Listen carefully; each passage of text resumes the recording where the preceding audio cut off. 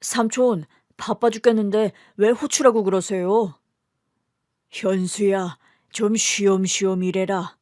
여기 의사가 너 하나만 있는 것도 아닌데 왜 이렇게 기를 쓰고 일을 해? 응급 전문의가 응급 환자를 보는데 왜 기를 쓰고 일하냐고요? 병원장님이 할 말이 아닌 것 같네요, 삼촌. 다른 응급 전문의도 많잖아. 좀 쉬어라. 알았어요. 숙직실 가서 좀 잘게요. 저 쉬라고 부른 거예요? 아니, 용건이 있어서 불렀다. 무슨 용건이요? 너 출장 좀 다녀와라. 김 선생, 내가 주소 보내줄 테니까 출장 진료 좀 다녀와. 출장이요? 뭐래? 대학병원 의사가 출장을 갑니까? 삼촌, 저를 조카 삼아 주신 건 감사한데 너무 막 부려먹는 거 아니에요? 내가 잘 아는 분이라서 그래. 나랑 동생이 신세를 많이 진 분이니까 다녀와.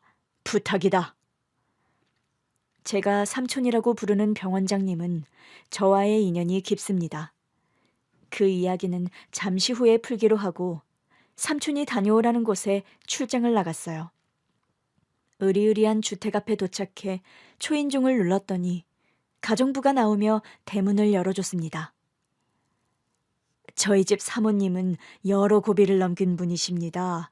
함부로 소견을 하시면 안 됩니다. 그 말에 기분이 확 나빠져서 말했어요. 저기 여사님, 저 의사입니다. 지금 저한테 충고하시는 거예요? 함부로 소견하다뇨? 제 말이 기분 나쁘게 들렸다면 사과드릴게요. 됐으니까 얼른 안내해 주세요. 가정부가 하는 말 때문에 기분 상한 채로 집 안으로 들어갔습니다. 집이 하도 커서 엄청 많이 걸어서 안방 앞에 도착했어요. 노크를 하고 가정부가 문을 열었습니다. 침실로 다가가자 나이가 많이 든 여자분이 누워 계셨어요. 박 원장님이 보내서 왔습니다. 사모님, 진찰 좀 하겠습니다. 아, 박 원장이 보내신 분이군요. 먼 길 와주셔서 감사합니다. 차 타고 30분밖에 안 걸렸습니다. 잠시 앉아서 진료를 받도록 하시죠. 누워있던 사모님이 몸을 힘들게 일으키며 얼굴을 자세히 보이자 저는 소스라치게 놀라며 뒤로 물러났습니다. 아니, 당신은... 제가 두 눈을 부라리자 사모님도 저를 보고 놀랐습니다. 아니, 당신은 그때 이런 악연이 있나. 당신 같은 인간을 진료하러 오다니. 원장님이랑 무슨 인연인지 모르겠지만 내가 잘못 온 것 같군요. 다른 의사 불러줄 테니 그냥 다시 누우시죠. 가지마, 현수야. 가지마, 현수야.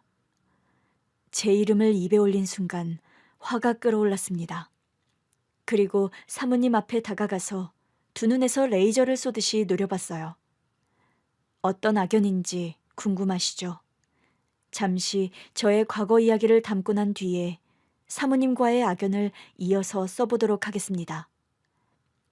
8살 때 아픈 엄마가 저를 데리고 간 곳은 고아원이었어요. 버려질 걸 알고 엄마한테 떨어지지 않으려고 울고불고 하며 난리쳤습니다. 엄마, 나 말 잘 들을게요. 고아원 가기 싫어요. 제발 저를 버리지 마세요. 얘가 왜 이래? 난 너를 키울 수 없다고 했잖아. 가진 돈도 없고 돈 벌 능력도 없어. 게다가 네 아빠가 날 버렸다고. 너도 상황을 잘 알잖아. 저를 버리려고 고아원에 끌고 간 엄마의 말은 아직도 머릿속에 토시 하나 틀리지 않고 깊이 새겨져 있습니다. 아무튼 엄마는 저를 고아원에 억지로 버리셨어요. 서류를 넘기고 모든 것이 완벽해지자 미소를 짓고 나가셨답니다. 현수야, 잘 살아. 여기서 사는 게 엄마랑 사는 것보다 100배는 나을 거야. 엄마, 가지 마세요. 저를 버리지 마세요, 제발. 네가 떨어져 나가니까 아픈 몸이 낫는 기분이다. 김현수, 넌 이제 나랑 아무런 사이도 아니야. 날 찾아올 생각하지 말고 보고 싶어 하지도 마라. 엄마, 잘못했어요. 말 잘 들을게요. 집에 돌아가요. 어린애가 뭘 잘못했겠어요. 엄마한테 버림받지 않으려고 마지막 용서를 빌었지만 엄마는 냉정하게 저를 버리셨습니다. 고아원에서 며칠 생활해봤지만 적응도 하지 못했고 엄마한테 돌아가고 싶은 마음이 컸어요. 아무리 저를 버렸다고 해도 그때는 엄마가 전부였으니 다시 가족의 품으로 돌아가고 싶었답니다. 야밤에 몰래 고아원을 빠져나와 기억을 더듬어 집을 향해 뛰어갔어요. 30여 킬로미터를 걸어서 찾은 엄마와 살던 집에 도착해서 문을 두드렸습니다. 이 시간에 누구야? 누구세요?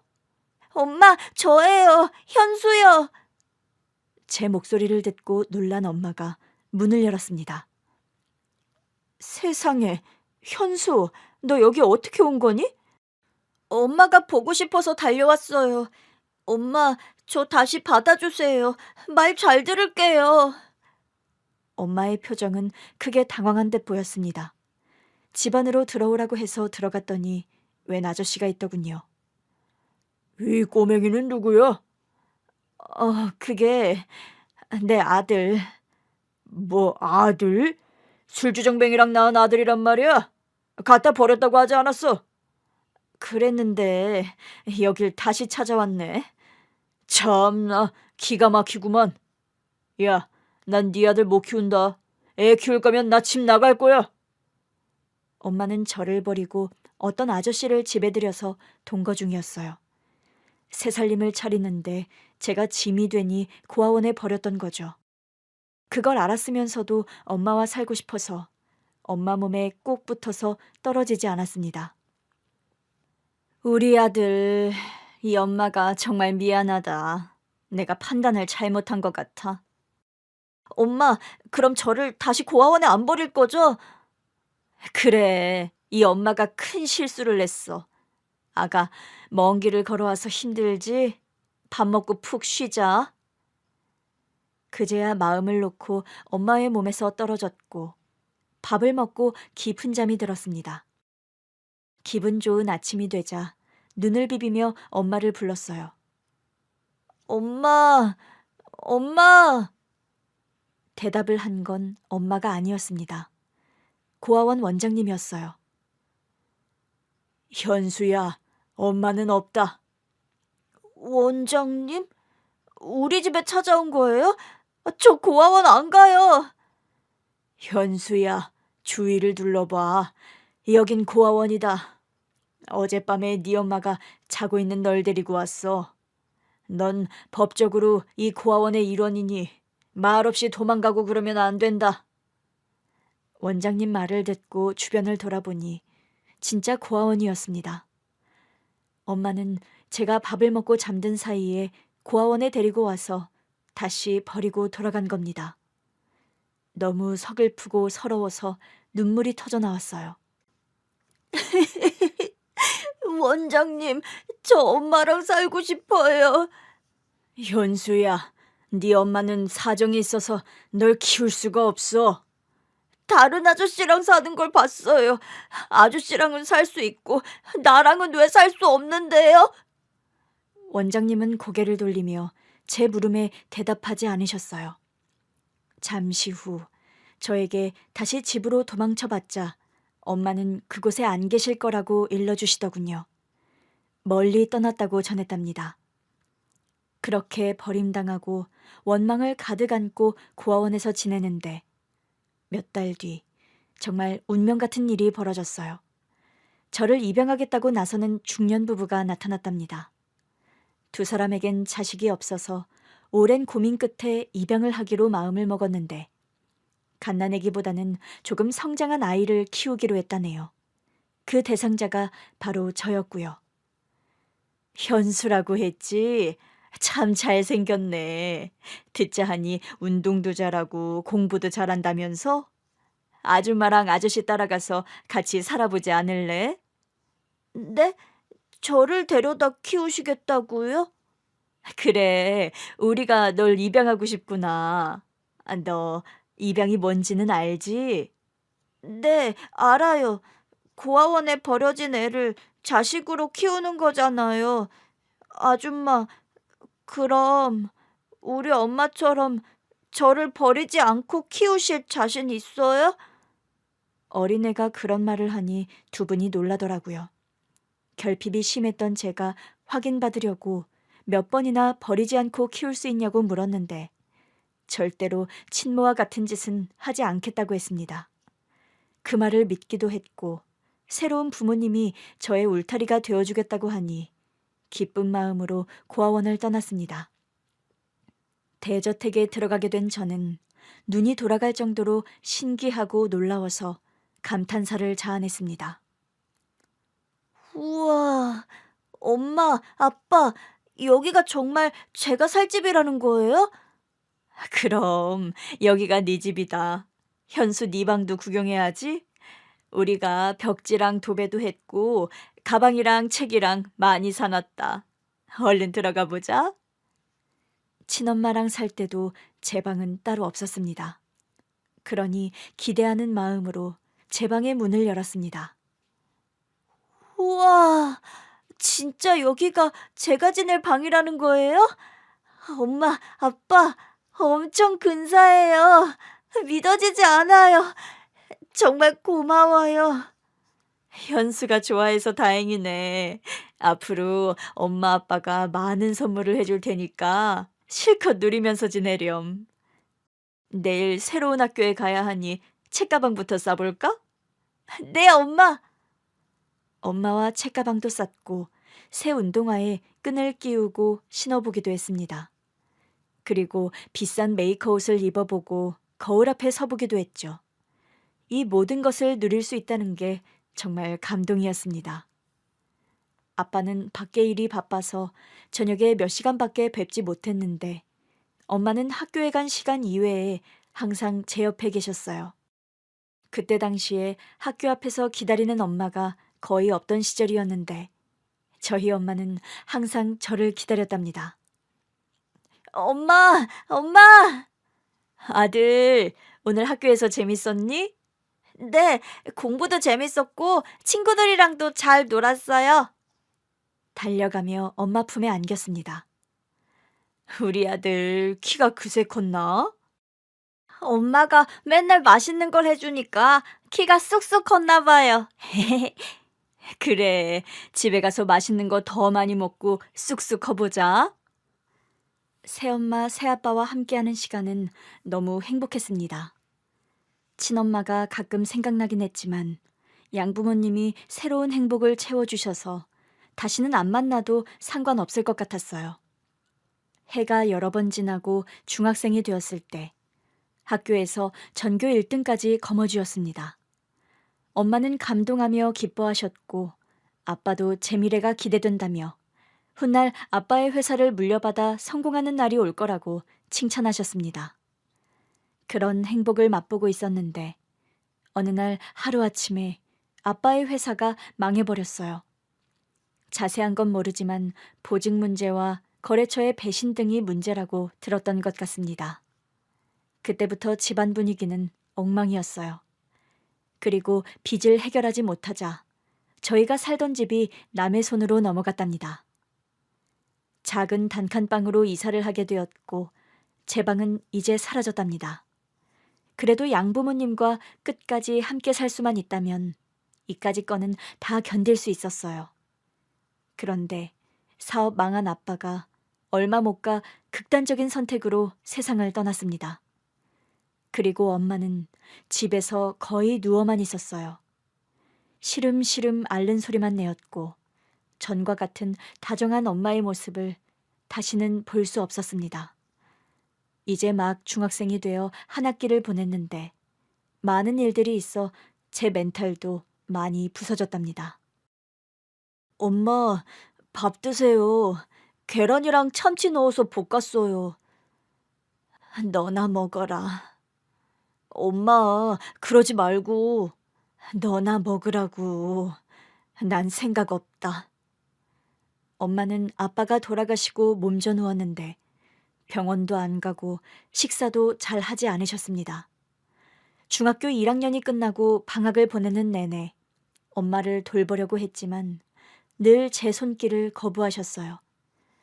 이러지도 저러지도 못하는 저는 꽂아 놓은 보릿자루 마냥 눈치를 보면서 단칸방에서 식은땀을 흘렸답니다.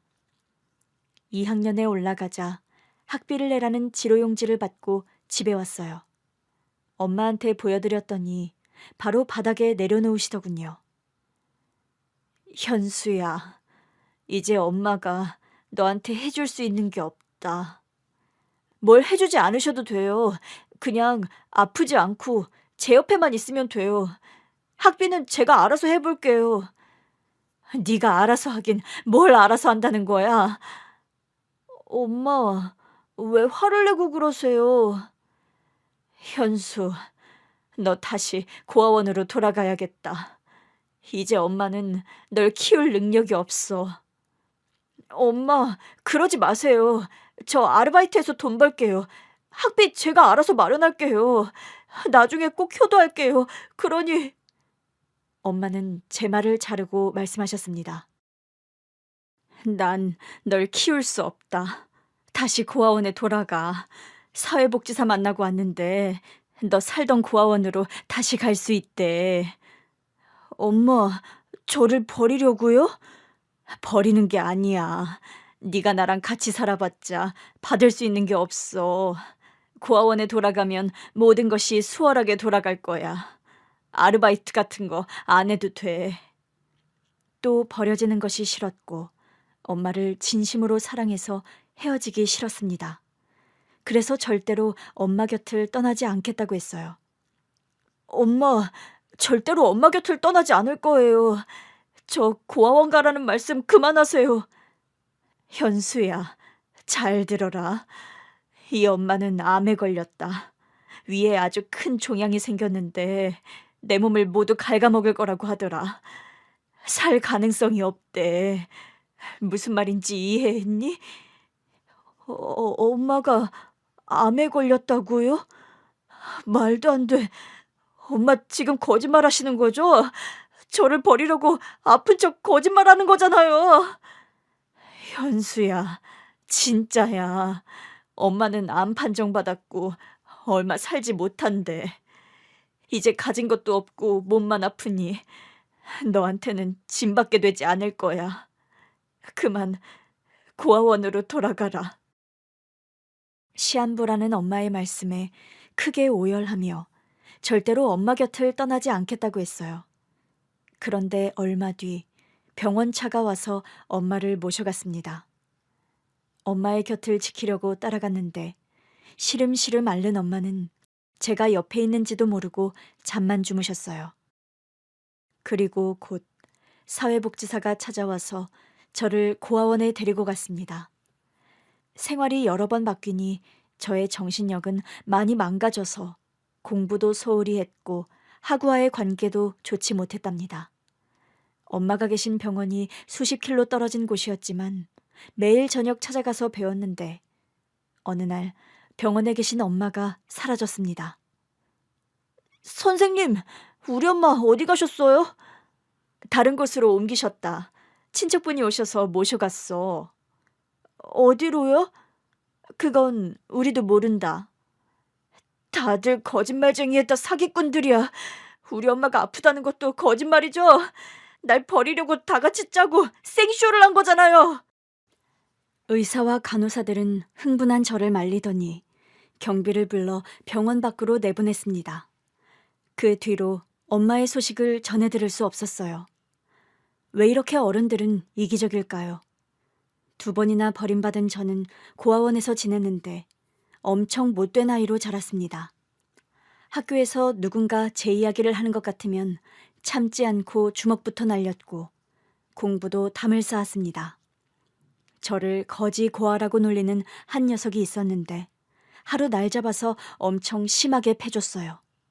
학교 선생님은 저를 불러다 놓고 몽둥이로 흠씬 때리셨습니다. 선생님, 저 자식이 먼저 버림받은 놈이라고 놀렸다고요. 고아원에서 사는 거지 자식이라고 조롱했단 말이에요. 그래서 주먹질을 하면 안 되지. 그럼 어떻게 화를 푸는데요? 그냥 당해야만 하는 겁니까? 현수, 너는 매를 더 맞아야겠다. 누군가가 널 잡아주지 않으면 더 엇나가겠어. 선생님은 제 엉덩이에 피멍이 들도록 매를 들었습니다. 억울하고 화나고 모든 것이 미웠습니다. 나를 버린 두 어머니를 원망하기도 했고요. 학교 생활과 고아원 생활은 저에게 아무런 도움이 되지 않았습니다. 공부를 해서 달라지는 것도 없고 고아원에서 규칙적으로 지내봐야 저의 영혼은 치유되지 않았습니다. 중학교 2학년 때 반항심이 배로 커진 저는 고아원에서 도망 나왔고 학교를 나가지 않았어요. 불량 청소년들이 지내는 폐가에서 지냈습니다. 그중 한 아이가 오토바이가 있었는데 그걸 빌려서 타는 것이 저의 낙이었습니다. 나 오토바이 좀 빌려줘. 너무 멀리 가지 마. 기름 별로 없으니까 적당히 타고 가져와. 알았으니까 키나 줘. 오토바이를 타고 도로를 질주하는데 머릿속이 맑아지는 기분이었습니다. 이대로 영원히 달리고 싶은 마음이었죠. 다시 폐가로 돌아왔는데 어떤 어른이 애들을 세워놓고 뭔가를 묻고 있더라고요. 자세히 보니 제 담임 선생님이었습니다. 현수야, 너 여기 있었구나. 여기는 어떻게 오셨어요? 설마 저를 보러 오셨어요? 그래, 너 만나려고 왔다. 잠깐 이야기 좀 하자. 할 말 없는데요. 또 몽둥이질을 하러 오셨다면 그냥 맞아주지 않을 겁니다. 그러자 선생님이 피식 웃더군요. 네가 왜 이러는지 안다. 현수야, 그래도 돌아가야지. 여기서 계속 이러고 있을 거야? 네, 제 인생이니 신경 쓰지 말고 돌아가세요. 내가 네 담임이니 신경을 써야 하는 건 당연한 일이야. 그리고 나도 네 마음을 누구보다 잘 알아. 선생님이 뭘 하시는데요? 나처럼 고아원에 버려져 본 적이 있으세요? 있다. 네? 나도 고아 출신이야. 형이랑 둘이 고아원에서 자랐어. 그 말에 뭐라 대답해야 할지 모르겠더라고요. 현수야, 너 꿈이 뭐니? 배가에서 제대로 먹지도 못하면서 반항하는 삶을 살다가 어떤 어른이 될 것 같니? 고아원에 돌아간다고 달라지는 건 뭔데요? 거기나 여기나 다를 게 없거든요. 학교도 지긋지긋해요. 같은 반 동급생들을 하나하나 두들겨 패주고 싶은데 뭐하러 거길 돌아가요? 내가 도와줄게. 선생님이 너 도와줄 테니까 돌아가자. 말로만 뭘 해준다고 하지 마세요.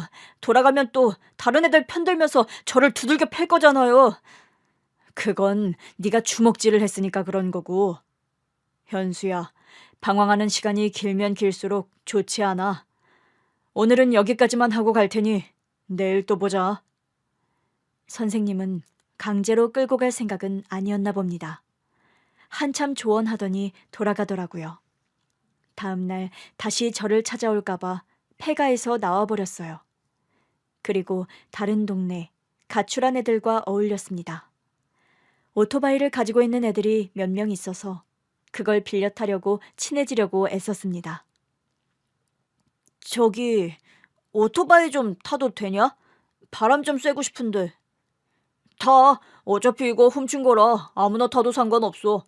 대신 기름은 네가 넣어서 타라. 그래, 나한테 몇천 원 있으니까 기름 채워서 탈게. 오토바이를 빌려서 도로를 나갔고 매우 빠르게 달렸습니다. 그런데 오토바이의 브레이크가 고장나서 속도를 줄일 수도 멈출 수도 없었습니다. 이런, 브레이크가 고장났잖아. 이를 어쩌지? 순간 머릿속에 온갖 생각이 떠올랐습니다.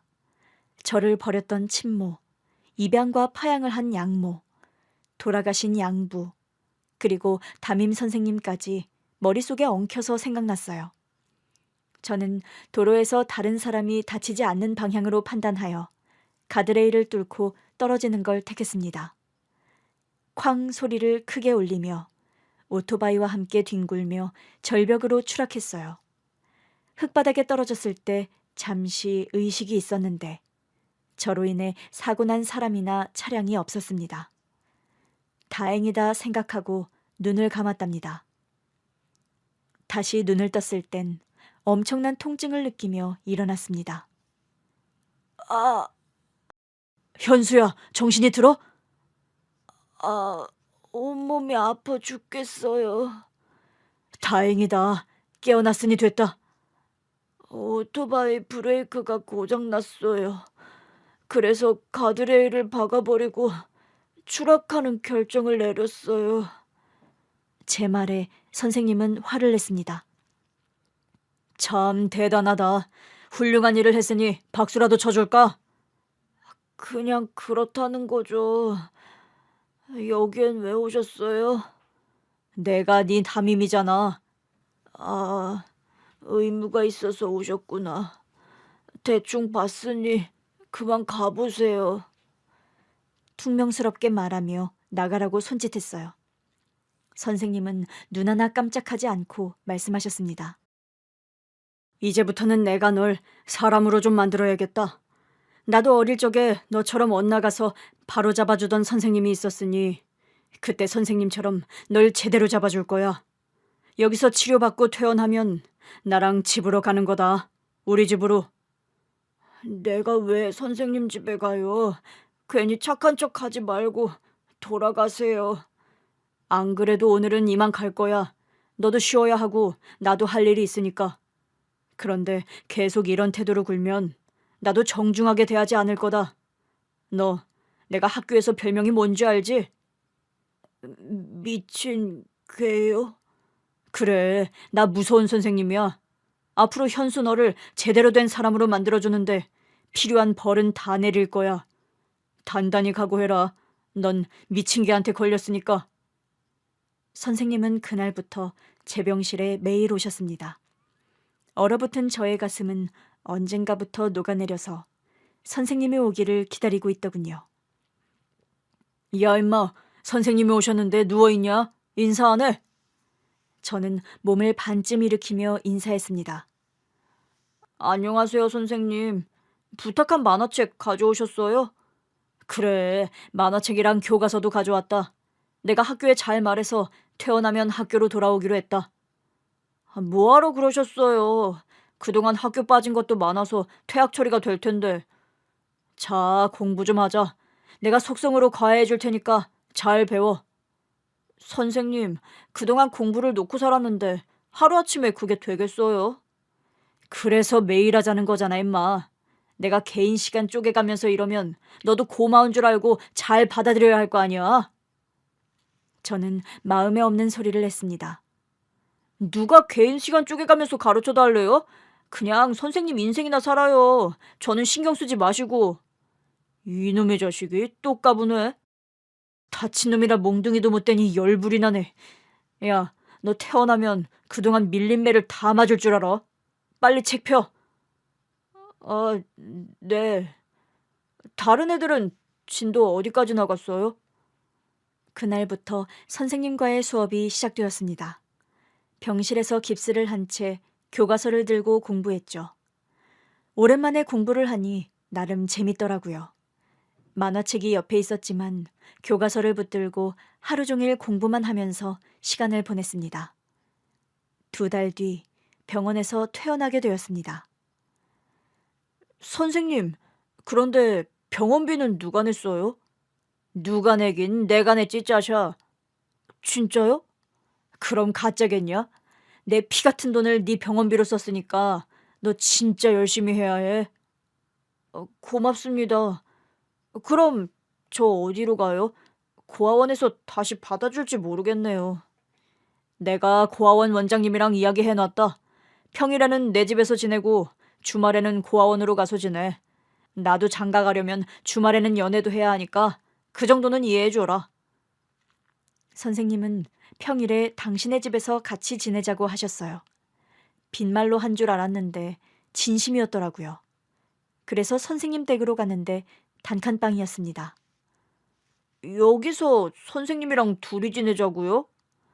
야 임마, 나 교사 된 지 겨우 2년 됐어. 내가 무슨 돈이 있어서 집을 사겠냐? 그럼 그냥 혼자 지내세요. 고아원이 낫겠어요. 호레비 냄새가 진동하네. 이 자식이 또 까부네. 너 일로 와. 몽둥이 좀 들어야겠다. 알았어요. 그냥 조용히 지낼게요. 됐죠? 기분은 좋긴 했지만 좁은 방에서 선생님의 자리를 빼앗는 것 같아 괜히 엄살 부리듯 싫은 척했답니다. 선생님은 저에게 무엇을 기대했는지 공부를 심하게 시켰어요. 현수야, 밤 10시까지는 공부해라. 공부만이 살 길이라 생각하고 죽어라 공부해. 쌤, 너무 가혹한 거 아닙니까? 저 괴롭히려고 쌤 집에 데리고 온 거죠. 그걸 이제야 알았냐? 내가 너 때문에 학교에서 곤란한 상황을 한두 번 겪은 줄 아냐? 어? 그런데 넌 머리가 있어서 공부를 하면 반드시 성공할 거야. 1학년 때는 전교 1등까지 하던 놈이잖아. 그건 순전히 운이에요. 그리고 양부모님한테 잘 보이려고 노력한 거고요. 그 자식 말 더럽게 많네. 그냥 입 다물고 공부나 해. 너 이번 기말고사에서 평균 90점 못 넘으면 1점에 100대씩 맞을 줄 알아. 빈말하는 거 아니니까 각오하고 공부해라. 쌤, 이걸 고맙다고 해야 해요? 병원비도 내주고 호래비 냄새나는 방에 데리고 와서 보살펴주는 것도 감사한데 너무 가혹한 거 아닙니까? 나중에 나한테 고맙다고 절을 할 거다. 나도 네 나이 때 담임 선생님이 사고 치지 말고 공부하라고 엄청 때렸다. 그러고 보니 선생님의 학창시절 이야기를 못 들었네요. 이야기 좀 해보세요. 그러자 선생님은 피식 웃으며 학창시절 이야기를 들려주셨답니다. 선생님은 고아원에서 학교를 다녔는데 고아라고 왕따 당하고 놀림을 심하게 받았대요. 그래서 말보다 주먹이 먼저 나가서 사고를 엄청나게 쳤는데 담임 선생님이 몽둥이를 매일 들었고 집에 불러다 놓고 공부를 시켰답니다. 점차 반항심이 줄어들었고 선생님의 진심을 알고 더 진심으로 공부해서 성공해야겠다는 생각이 들었어요. 그리고 어릴 적 이야기를 들려주더니 선생님이 꿈이 뭐냐고 물었습니다. 현수야, 너도 나 같은 교사가 되고 싶냐? 아니요, 저는 학생들을 보듬어주는 위인이 못 돼서요. 자식, 그래, 꿈은 나중에 생각해보고 공부나 해라. 담임 선생님 덕분에 학교를 잘 다녔고 공부도 열심히 했어요. 1년 동안은 선생님 댁에서 지냈는데 1살 더 먹고 나서는 도저히 같이 지내기 어렵겠더라고요. 그래서 잘 말씀드리고 고아원으로 아예 돌아갔고 학교 생활을 열심히 했답니다. 너 내가 안 본다고 해서 대충 공부할 생각하지 마라. 나중에 고등학교 올라가서도 내가 계속해서 널 찾아갈 거야. 쌤, 정말 집요하시네요. 저 이제 변했다니까요. 선생님 덕분에 사람 됐다고요. 그걸 안다니 다행이다. 현수야, 조금 있다가 선생님 형 오시니까 밥 먹고 가라. 쌤, 형이요? 그분도 선생님이세요? 선생님이긴 한데 학교 선생님이 아니라 의사 선생님이다. 처음으로 본 담임 선생님의 친형은 굉장히 젠틀해 보이고 멋있었습니다. 밥을 사주시고 이런저런 대화를 나누었는데 응급실 의사에 대한 이야기를 듣고 귀가 쫑긋 서더라고요. 응급실 의사로 살아보니 나 자신이 자랑스러울 때가 많더라. 현수, 너는 네 자신이 언제 자랑스러웠니? 제 자신이요? 그런 적 없는데요. 그런 생각을 해본 적이 없었겠지. 내 동생 말로는 공부를 잘한다며? 아니에요. 전교 10등 안에 겨우 들어요. 쌤이 맨날 공부시키는 거에 비하면 못하는 편이죠. 아무튼 내 동생이 집에 들일 정도로 특별히 생각하는 제자라니까 무엇이든 열심히 잘해봤으면 좋겠다. 고등학교는 어딜 갈지 생각해봤니? 성적되는 대로 가야죠. 의사 선생님도 쌤이랑 같이 고아원에서 살았죠? 그런데 의사가 되었다니 대단하시네요. 학비 같은 건 어떻게 하셨어요? 제가 현실적인 질문을 하자 이렇게 답하더군요. 후원해 주시는 분이 계셨어. 지금은 연락이 안 되는데 20대 때 도움을 많이 받아서 의대를 무사히 나왔지. 후원자가 있었군요. 그럼 저는 의사는 꿈도 못 꾸겠네요. 내 동생이 날 부른 이유가 널 후원해 주라고 부른 건데 현수야, 대학 등록금 걱정하지 말고 너 하고 싶은 거 해봐. 내가 지원해 줄 테니까 꿈을 접지 말고 실컷 도전해보라고. 그 말을 듣고 담임 선생님을 봤더니 씩 웃더라고요.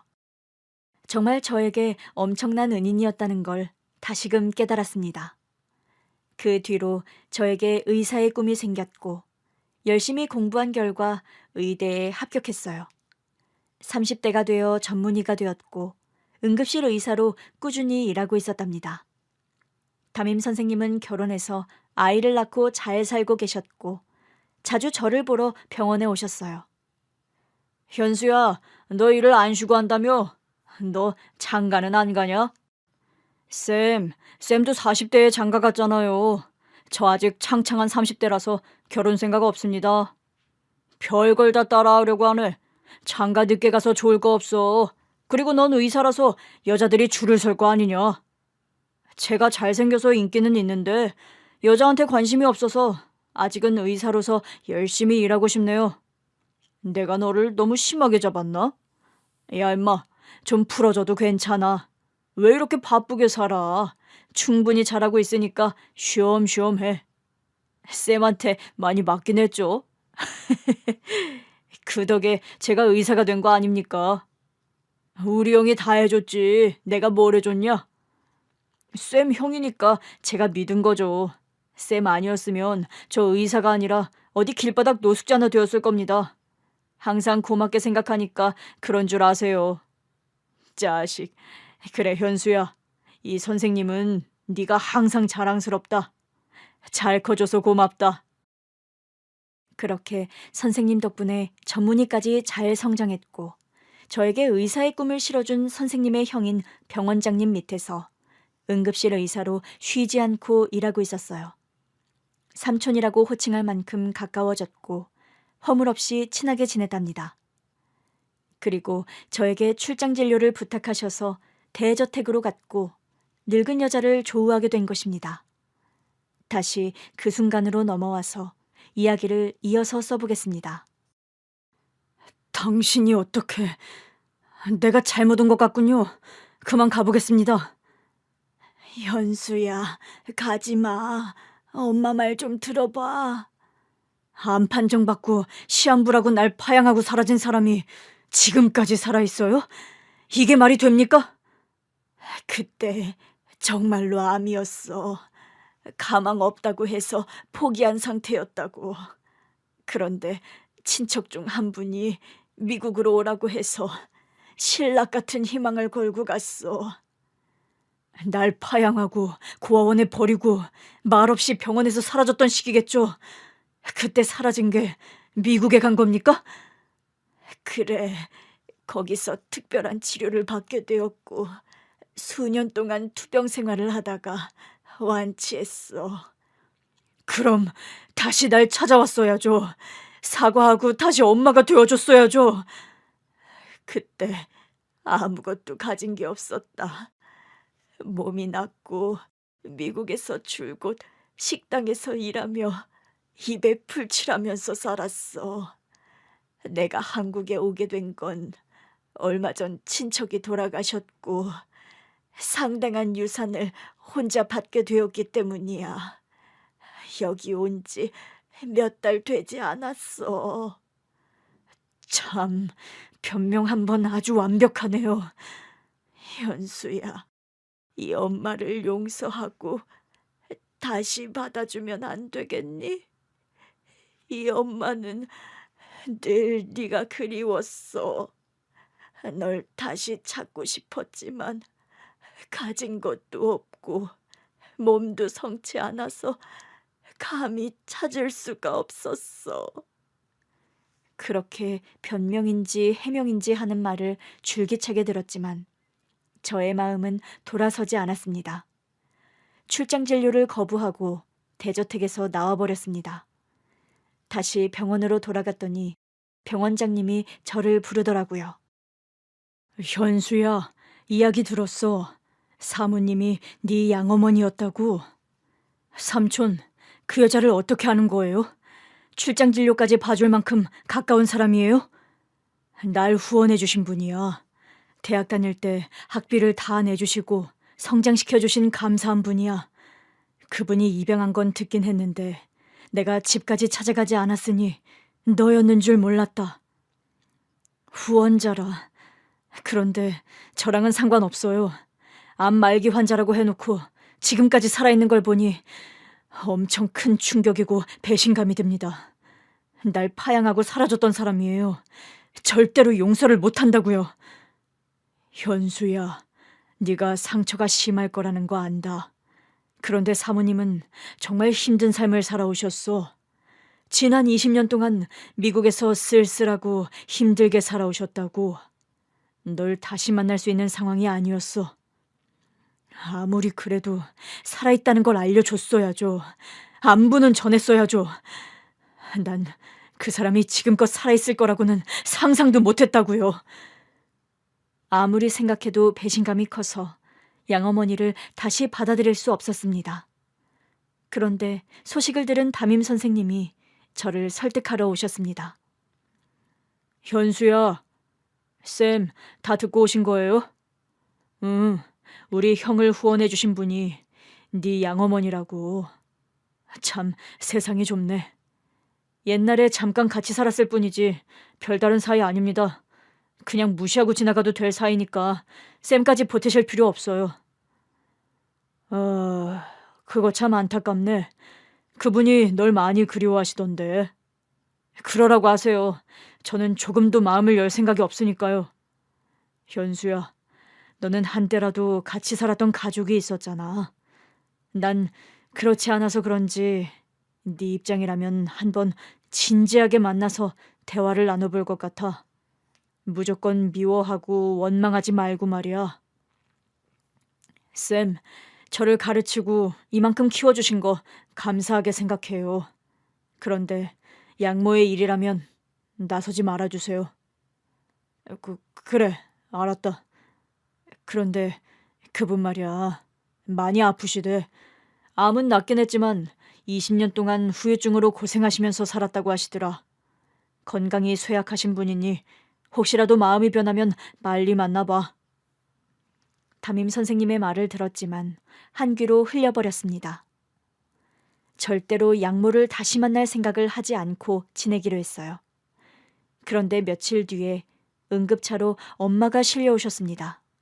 쇼크가 있어서 오셨는데 몸을 검사해보니 온몸이 약하고 많이 상했더라고요. 현수야, 네가 날 살렸냐? 아니요, 죽을 병이 아니라서 제가 살린 게 아닙니다. 이 엄마가 많이 밉지? 실은 한국에 와서 널 찾으려고 고아원에 연락을 해봤다. 그런데 파양한 입장이라 그런지 알려주지 않더라. 나라도 알려주지 않았을 거야. 자격 없는 애미니까. 다 알면서 뭐하러 찾으려고 했어요. 아무튼 잘 쉬세요. 내일 퇴원하시면 됩니다. 현수야, 단 한 번도 너를 잊은 적이 없어. 입에 침이나 바르고 그런 말씀 하시죠. 저에게 아무런 말도 안 하고 사라졌다가 이제야 나타났으면서. 그래, 입이 10개라도 할 말이 없구나. 미안하다. 나 같은 거 잊고 잘 지내거라. 엄마도 스스로 잘못한 걸 알고 더는 저에게 아들이 되어달라는 말을 하지 않았습니다. 그런데 담임 선생님의 말씀이 귓가에 맴돌았어요. 당신은 가족을 가져본 적이 없어서 제 입장이면 엄마를 받아들일 수도 있겠다는 말이 자꾸 생각났습니다. 퇴원하는 엄마가 인사를 하러 왔길래 대충 받아주고 말았어요. 생각은 났지만 다시 모자지간으로 지내는 건 힘들 것 같아서 잊어버리고 지내려고 했습니다. 그런데 어느 날, 병원 쉬는 날 편한 바지를 사러 동네 시장을 내려갔습니다. 이것저것 고르고 있는데 사람들이 모여서 놀란 목소리를 지르더라고요. 무슨 일인지 다가가 봤더니 누가 의식을 잃고 쓰러졌더라고요. 모여든 사람을 해치고 바닥에 쓰러진 사람을 보았는데 덜컥 눈물이 흘러나왔어요. 엄마, 정신 차려봐요. 호흡, 맥박이 없잖아. 얼른 심폐소생술을 시작하며 주변 사람에게 구급차를 부르라고 했어요. 엄마의 가슴을 계속 누르며 심폐소생술을 하는데 멈춘 심장은 뛰지 않았어요. 이렇게 가시면 안 돼요. 다 용서할 테니까 내 엄마가 되어달라고요. 당장 눈 떠요. 간절함으로 심폐소생술을 하는데 계속 호흡이 돌아오지 않았습니다. 구급차가 도착하자 같이 타고 여전히 심장을 뛰게 하려고 노력했습니다.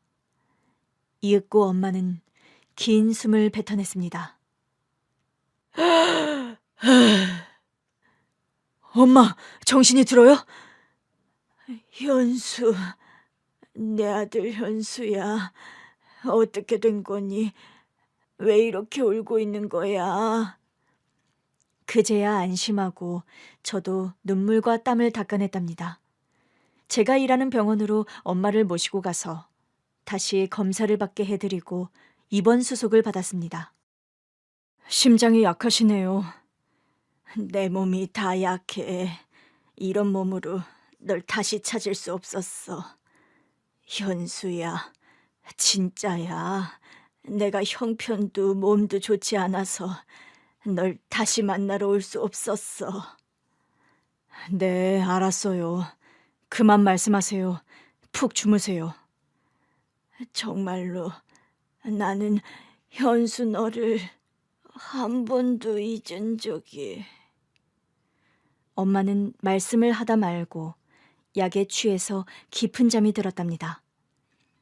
병원장님, 담임 선생님이 오셔서 엄마의 상태를 보시더니 저더러 큰 힘이 되어줬으면 좋겠다고 말씀하셨어요. 큰 힘이라는 게 아들이 되어주라는 뜻이었죠. 엄마가 깨어났을 때 흐뭇하게 웃으시며 제 머리를 쓰다듬더군요. 우리 아들, 자니? 엄마의 손을 잡고 고개를 파묻고 잠든 저는 따스한 손길에 깨어났습니다. 일어나셨어요. 좀 어떠세요? 아들이 옆에 있으니까 좋구나. 그거 말고 몸이 어떠냐고요? 아픈 데 없어요? 어제까지만 해도 온몸이 쑤시고 아팠는데 아들 보니까 다 나은 모양이야. 엄마도 참... 현수야, 엄마가 너한테 줄 게 있어. 그게 뭔데요? 엄마는 유언장을 꺼내서 저에게 건네줬습니다. 거기엔 엄마의 전 재산을 저에게 주겠다는 문장이 적혀 있었고 저에게 사죄하는 글이 대부분이었습니다. 현수야, 엄마가 변명하지 않을게. 이제라도 엄마 옆에 있어주면 안 되겠니? 지금 옆에 있잖아요. 퇴원하고 엄마 집으로 같이 가요. 그래, 고맙다. 우리 아들이 마음을 열어줘서 너무너무 기쁘구나. 저를 파양했던 양어머니와 다시 모자지간으로 지내기로 했고 얼마 뒤에 퇴원하고 엄마 댁으로 같이 들어갔습니다. 건강이 쇠약하니 제가 옆에서 돌봐드리려고 당분간 같이 지내기로 했어요. 저를 도와줬던 담임 선생님과 병원장님을 생각하며 제가 받았던 애정을 엄마한테 돌려드렸죠. 그러고 보니 엄마가 병원장님을 후원했고 담임 선생님과 병원장님이 저를 이만큼 성장하게 도와주셨고 저는 엄마를 보살피게 되었네요. 메비우스의 띠처럼 돌고 도는 사랑인가 봅니다. 아무튼 제가 돌봐드린 엄마는 많이 건강해지셨어요. 1년 동안 많은 일들이 있었는데 엄마와의 화해와 사랑하는 여자가 생겼고 결혼을 결정했답니다. 현수야, 새신랑 축하한다. 아, 쌤, 주례 준비는 잘하셨죠? 내가 주례할 나이는 아닌데 네가 부탁해서 하는 거야, 임마. 제가 쌤 아니면 누구한테 주례를 맡기겠어요? 우리 형한테 부탁할 줄 알았더니. 넌 우리 형한테는 삼촌이라고 부르잖아. 내가 쌤한테 삼촌이라고 부르면 좋겠어요? 아니, 어디 감히 스승한테? 거봐요. 아무튼 나의 영원한 스승님인 쌤이 주례를 봐주셔야죠. 쌤, 덕분에 저 장가 갑니다. 선생님은 제 턱시도가 구겨지도록 세게 안아주셨습니다. 그리고 병원장님도 병원 선생님들과 오셔서 축하해 주셨어요. 그리고 엄마가 한복을 입고 혼주석에 앉으셨습니다. 엄마, 나 긴장돼요. 나야말로 긴장된다. 내 인생에서 혼주석에 앉을 날이 올 거라고는 상상도 못했다고. 저도 장가 갈 날이 올 거라고 상상도 못했어요. 엄마가 혼주석에 앉는 것도 마찬가지고요. 엄마, 우리한테 많은 일들이 있었지만 좋은 것만 기억해요. 그래, 현수야. 고맙다. 나도 고마워요. 나 무대 뒤로 그만 가볼 테니까 결혼식 잘 봐주세요.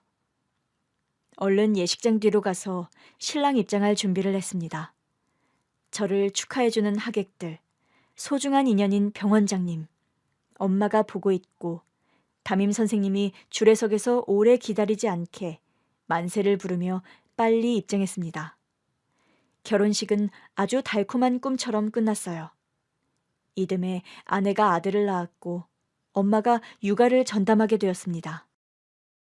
현수야, 우리 손주가 꼭 너 어릴 때랑 똑같이 생겼다. 이 눈을 보니까 현수 너 어릴 때가 생각나는 거 있지? 제가 아기 때 못 봤잖아요. 8살 때 처음 보셨으면서. 그때도 애기였지. 눈동자가 초롱초롱하고 엄청 예뻤어.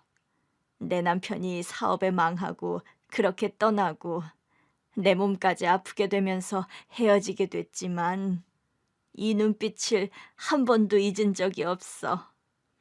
네, 고마워요. 엄마 말씀 다 믿어요. 그러니까 그만 해명하셔도 돼요. 엄마, 배고파요. 밥 좀 주세요. 아들까지 낳은 저는 엄마한테 밥 달라고 어리광을 부리기도 했습니다. 그래, 엄마가 밥 해줄게. 이 엄마도 든든히 먹어야겠다. 우리 손자가 장가 가는 것까지 봐야 하니 약해지지 않을 거야.